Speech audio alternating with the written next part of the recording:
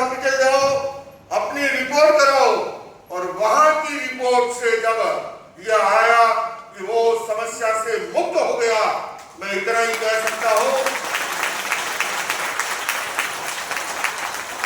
भाई साहब, मैं भारत के सम्मान में कोई कमी नहीं कर रहा हूं, पर यहाँ की कुछ जो मानसिकता अभी भी जो बनी हुई है विदेश की उस पढ़ाई मेघालय के कारण से, मेरा ये मानना है कि लाला लाजपत ये आदरणीय गुरुजी भारत की बजाय अगर वो जर्मनी आदि देश में जन्मे होते तो अब तक नोबेल प्राइज समर्पित हो गया।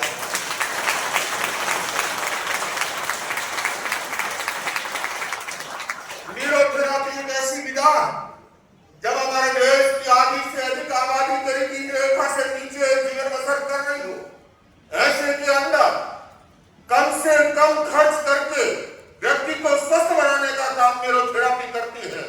अभी इस मंच से कहा गया था एलोपैथी मेडिसिन क्या है, कारखानों में उसका निर्माण होता है, और वो कारखाने, वो मशीनें, वो लोहे की बनी हुई मशीनें हैं, वो स्टील की बनी हुई मशीनें हैं, उन्हें क्या पता है।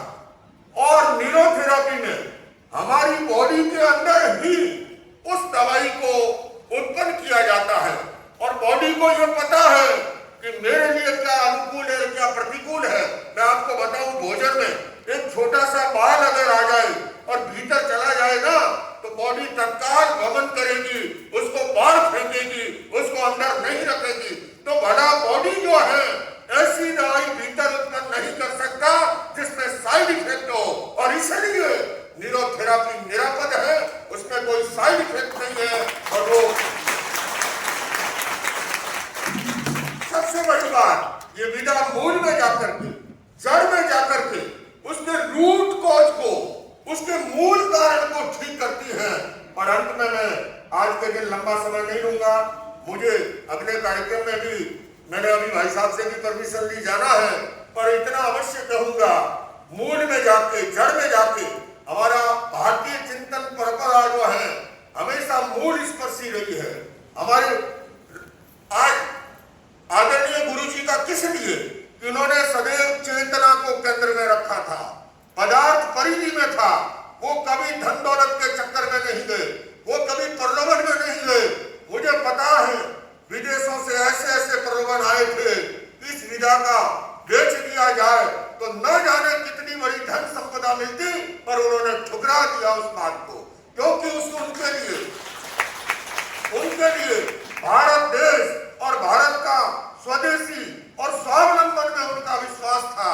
और मैं ये अवश्य कहना चाहूंगा कि उन्होंने सदैव चेतना को केंद्र में रखा, पदार्थ परिधि में रहा, और यही हमारी भारतीय संस्कृति सदैव रही है, मूल स्पर्शी रही है, मूल में जाके चोट करना।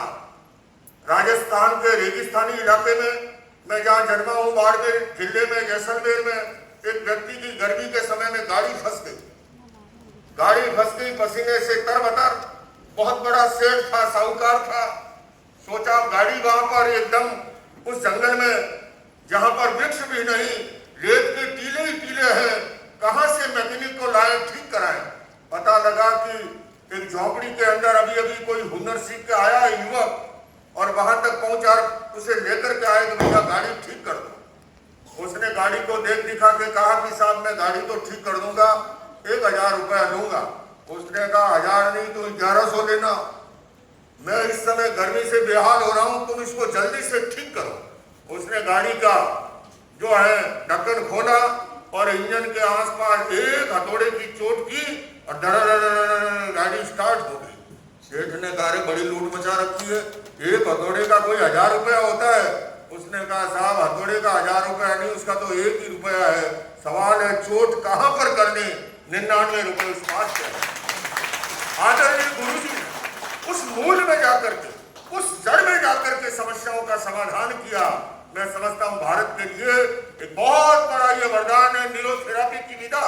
आइए बंधुओं, आज उनके जन्म दिवस पर हम संकल्प लें, इस न्यूरोथेरेपी को हम जन जन तक लेकर के जाएं और देश के कोने कोने में फैलाएं।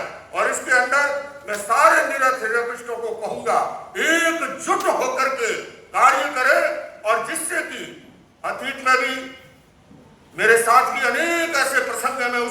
जाऊंगा। और जैसे मैंने कहा, संप्रदाय की सीमा रेखाओं से परे, दलगत सीमा रेखाओं से परे, मैं आज के दिन याद करता हूं ऑस्कर फर्नांडीज जी को। आरएसएस के महानुभावों ने तो प्रोत्साहन दिया ही दिया। उस व्यक्तित्व ने भी मैं याद करता हूं दिनेश त्रिवेदी जी को, जो कि टीएमसी पार्टी और बाद में बीजेपी को उन्होंने स्वास्थ्य राज्य मंत्री रहते हुए, मैं याद कर रहा हूं, मुझे पता है पार्लियामेंट में जब प्रोग्राम हुआ, गुलाब नबी आजाद उपस्थित थे, हाई कोर्ट में प्रोग्राम हुए, सुप्रीम कोर्ट में हुए, और राष्ट्रपति भवन के अंदर वर्षों तक न्यूरोथेरेपी के जो है प्रशिक्षक वहां रामगोपाल दीक्षित जी बैठ करके सेवाएं की। आज मैं ये नवल की और ये सारी देश भर से आई हुई टीम को जब देखता हूं, मैं आप सबके सम्मान में ये कहना चाहता हूं कि इतिहास घास के टुकड़ों का नहीं, उज्जवल हीरो का बनता है, और इतिहास घास के तिनकों का नहीं, फौलादी तीरों का बनता है। अरे सम्रांगण में हथियार डालने वालों, अरे सम्रांगण में हथियार डालने वालों, इतिहास ऐसे त्यागी तपस्वी गुरुजी जैसे बलिदानी वीरों का बनता है। अंत में आप सबके लिए इतना ही कहूंगा कि बात सरल बलिदान कठिन है, पतन सहज उत्थान कठिन है। बात सरल बलिदान कठिन है, पतन सहज उत्थान